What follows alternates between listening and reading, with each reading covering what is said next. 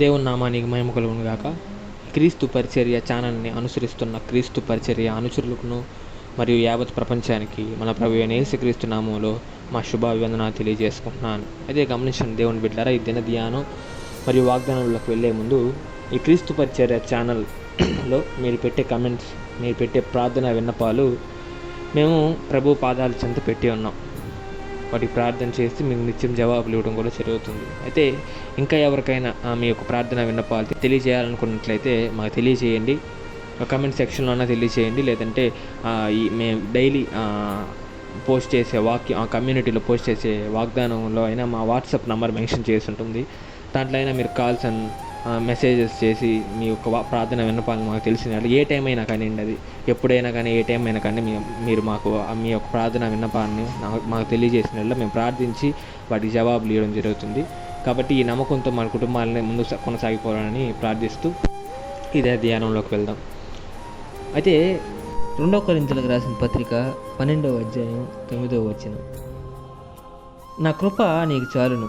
అయితే దేవుని బిడ్డలారా, మన కుటుంబంలో మనం ఎదుర్కొనే ఎన్నో సమస్యలు, పడే బాధలు, కలిగే వేదనలు అంతటినీ మన ప్రభు సన్నిధిలో ప్రలాపించి అడిగినట్లయితే ఆయన తన కృపతో మనల్ని ఆదుకునే ప్రభువై ఉంటున్నాడు.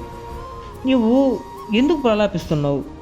వ్యాధి ఉందనే, లేదంటే శ్రమలు కలుగుతున్నాయనే, ఇబ్బందులు బాధలు ఎదురవుతున్నాయనే. అయితే దేవుని వాగ్దానాన్ని మనం జ్ఞాపకం చేసుకుంటున్నారా? మనము ఆయన కన్నీటితో విశ్వాసంతో వేడుకున్నట్లయితే ఆయన మనకు చాలిన దేవుడై ఉన్నాడు.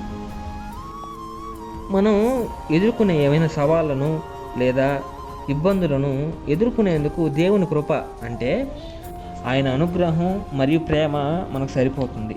మన సొంత శక్తిని మనం ఆధారం చేసుకోకుండా దేవుని దయపై మనం ఆధారపడాలి. అయితే నీ కుటుంబంలో దీర్ఘకాలంగా అనారోగ్య సమస్యలతో ఎవరైనా బాధపడుతున్నారా? వ్యాధులతో బాధపడుతున్నారా? దాని నిమిత్తం నీవు ప్రభువు దగ్గర ప్రలాపిస్తున్నావా? అయితే మనం హిజ్కియా జీవితాన్ని ఒకసారి జ్ఞాపకం చేసుకుందాం. దీర్ఘకాలంగా తనకున్న వ్యాధి వలన మరణ పడకపై ఎంతో ప్రలాపించేవాడు హిజ్కియా.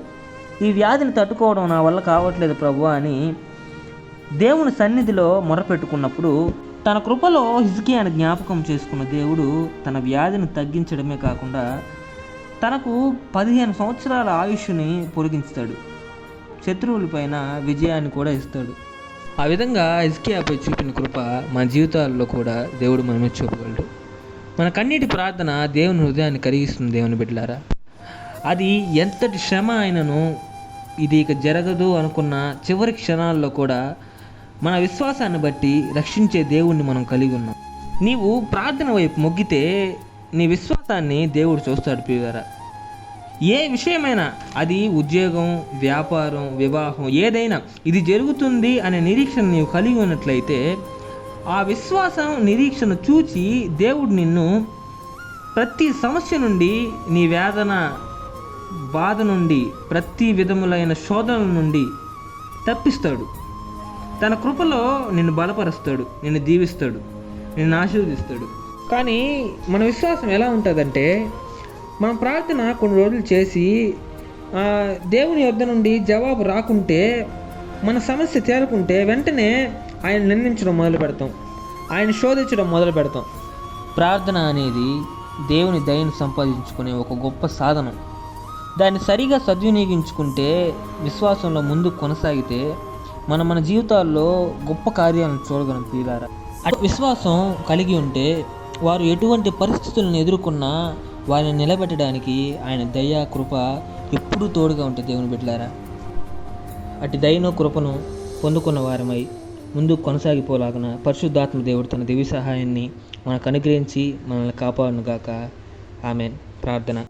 ప్రేమగల మహిమగల మా దేవుడా, మా రక్షక, 1000 తరముల వరకు మేలును కనికరమును మాకు చూపించే దేవుడా, అత్యున్నతుడా, ఉన్నతుడా, ఉన్నవాను అనమాడవని దేవా, నీకే వందనాలు, స్తుతులు, స్తోత్రాలు చెల్లించుకుంటున్నాం నా తండ్రి. నాయనా, బిడ్డలందరినీ కాపాడి నీకు తోడు బిడ్డలకు అనుగ్రహించమని వేడుకుంటున్నాను నా తండ్రి.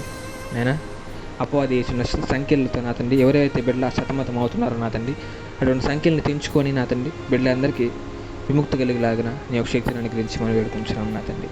నాయనా, హిజ్కియా తన జీవితంలో పొందుకున్న దయని మా కుటుంబాల్లో మేము పొందుకోలేలాగా, విశ్వాస జీవితంలో మేము ముందుకెళ్ళేలాగా నీ తోడుని మాకు అనుగ్రహించమని, నీ సహాయాన్ని మాకు అనుగ్రహించమని, నీ కృపను మాకు అనుగ్రహించమని మన ప్రభువైన యేసుక్రీస్తు నామములో అడిగి వేడుకొని పొందుకొంచున్నాం మా తండ్రి. Amen. God bless you. Praise the lord.